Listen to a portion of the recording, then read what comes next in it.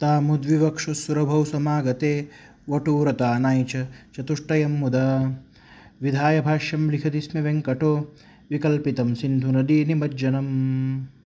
व्यंकटः व्यंकटार्य व्यंकटनाथ ताम त्या कन्येला उद्विवक्षुः म्हणजे विवाह करण्याची इच्छा असणारा सुरभौ म्हणजे वसंत ऋतू समागते आल्यानंतर वटुव्रतानाम म्हणजे ब्रह्मचारी व्रताचे चतुष्टयम म्हणजे समावर्तन करण्याच्या अगोदरचे प्राजापत्य सौम्य आग्नेय वैश्वदेव इत्यादी सर्व विधी मुदा हर्षाने आनंदाने विधाय करून सिंधू नदी विमज्जनम सिंधू म्हणजे समुद्र आणि नदी यामध्ये निमज्जन म्हणजे स्नान करून विकल्पितम म्हणजे करून भाष्यम लिखती स्म म्हणजे लेख लिहिता झाला।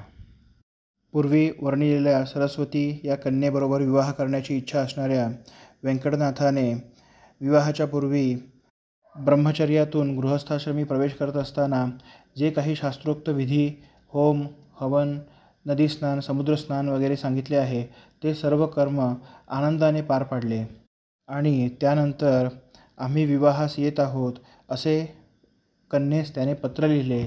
तसेच ब्रह्मसूत्रावर भाष्य देखील लिहिता झाला।